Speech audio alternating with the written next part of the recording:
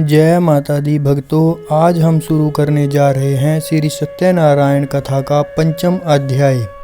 श्री सूत जी ने आगे कहा, हे ऋषियों, मैं एक और कथा कहता हूँ, उसे भी सुनो। प्रजा पालन में लीन तुंगध्वज नाम का एक राजा था। उसने भगवान सत्यदेव का प्रसाद त्याग कर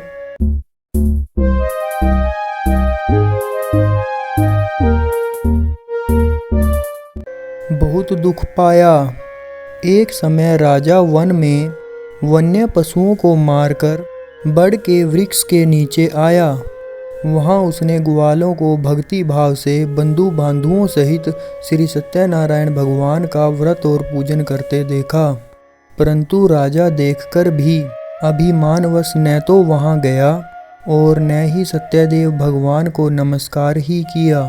जब ग्वालों ने भगवान का प्रसाद उनके सामने रखा तो वह प्रसाद त्याग कर अपने नगर को चला गया। नगर में पहुंचकर उसने देखा कि उसका सब कुछ नष्ट हो गया है। वह समझ गया कि यह सब भगवान सत्यदेव ने ही किया है। तब वह उसी स्थान पर वापस आया और ग्वालों के समीप गया और विधि पूर्वक पूजन कर प्रसाद खाया। तो सत्यनारायण की कृपा से सब कुछ पहले जैसा ही हो गया और वह राजा दीर्घ काल तक सुख भोगने के बाद मरने पर स्वर्गलोक को चला गया। जो मनुष्य इस परम दुर्लभ व्रत को करेगा, श्री सत्यनारायण भगवान की कृपा से उसे धन धान्य की प्राप्ति होगी। निर्धन धनी और बंदी बंधन से मुक्त होकर निर्भय हो जाता है। संतानहीन को संतान प्राप्त होती है तथा सब मनोरथ पूर्ण होकर अंत में वह वैकुंठ धाम को जाता है। हे ऋषियों, जिन्होंने पहले इस व्रत को किया, अब उनके दूसरे जन्म की कथा भी सुनिए। सदानंद ब्राह्मण ने सुदामा के रूप में जन्म लेकर श्री कृष्ण की भक्ति कर मोक्ष प्राप्त किया।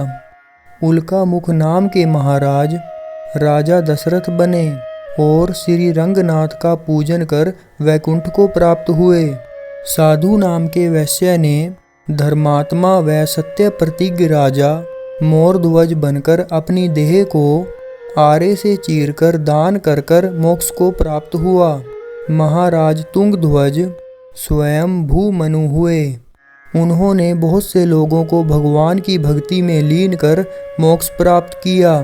लक्कड़हारा भील अगले जन्म में गुहू नामक निषाद राजा हुआ, जिसने भगवान राम के चरणों की सेवा कर मोक्ष प्राप्त किया। तो भक्तों, ये था श्री सत्यनारायण भगवान की कथा का पंचम अध्याय और संपूर्ण कथा का सार।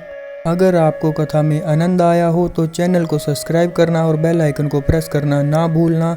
जय माता दी।